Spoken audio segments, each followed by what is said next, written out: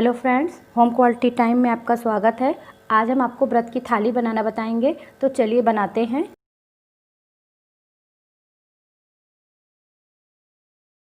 तो हम एक बाउल ले लेते हैं, उसमें 5 मीडियम साइज के आलू उबले हुए लेते हैं और उन्हें फोड़ लेते हैं। आलू अच्छे से मैश कर लेते हैं और इन्हें मैश करने के बाद इसमें हम साबूदाना डालेंगे, जो कि हम साबूदाना पहले से पानी में सोख किए थे। और हम लाल मिर्ची पाउडर डाल लेते हैं, हाफ टेबल स्पून, नमक टेस्ट अकॉर्डिंग। अब इन्हें अच्छे से मिक्स कर लेते हैं और मिक्स करने के बाद हम इन्हें साबूदाने के बड़े तैयार कर लेते हैं। और गैस ऑन करके एक कढ़ाई रख देते हैं, उसमें हम देसी घी डाल के गरम कर लेते हैं और सारे बड़े तल लेते हैं। बड़े हम सारे गोल्डन फ्राई करेंगे, तो हम बड़े को पलट लेते हैं। तो लीजिए, हमारे बड़े तैयार हैं। अब हम एक बर्तन में 4 मीडियम साइज के आलू उबले हुए मैश कर लेते हैं और इसमें एक कलछी सिंघाड़े का आटा डालकर इसे भी मैश करके गूँथ लेते हैं अच्छे से। आलू और सिंघाड़ा गूँथने के बाद इनकी पूरियाँ बना लेते हैं और पूरियाँ बनाने के बाद इन्हें तल लेते हैं। तो आप देख सकते हैं पूरियाँ बेल लिए हैं, अब इन्हें हम तल लेते हैं। तो पूरियाँ भी गोल्डन फ्राई हो जाए तो इन्हें निकाल लेते हैं। तो साबूदाने के बड़े और पूरियाँ तो तैयार हैं। तो चलिए अब हम हलवा बना लेते हैं।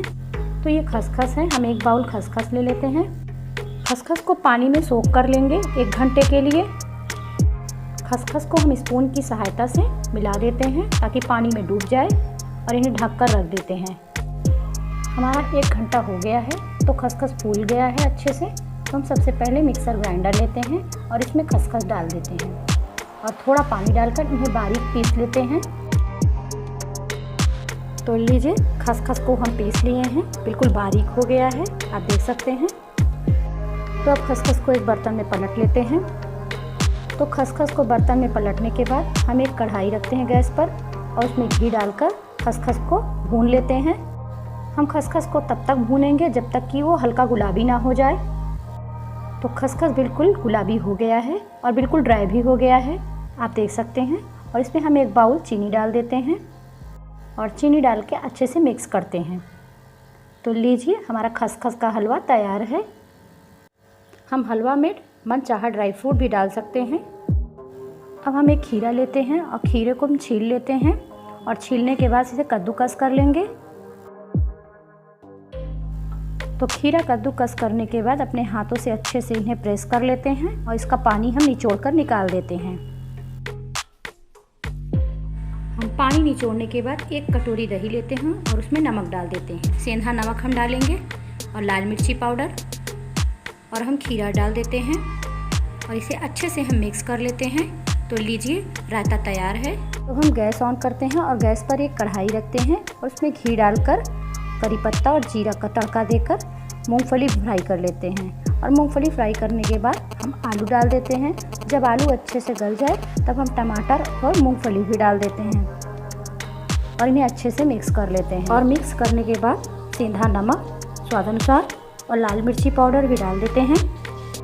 लाल मिर्ची पाउडर डालने के बाद अच्छे से मिक्स कर लेते हैं और इसमें हम एक बाउल सोक किया हुआ साबूदाना डाल देते हैं और इन्हें भी मिक्स कर लेते हैं। तो लीजिए, हमारा पोहा भी तैयार है। तो अब हम जिस कढ़ाई में साबूदाने के बड़े और पूरियाँ बनाई थी, उसी कढ़ाई में अब हम सब्जी बना लेते हैं आलू टमाटर की।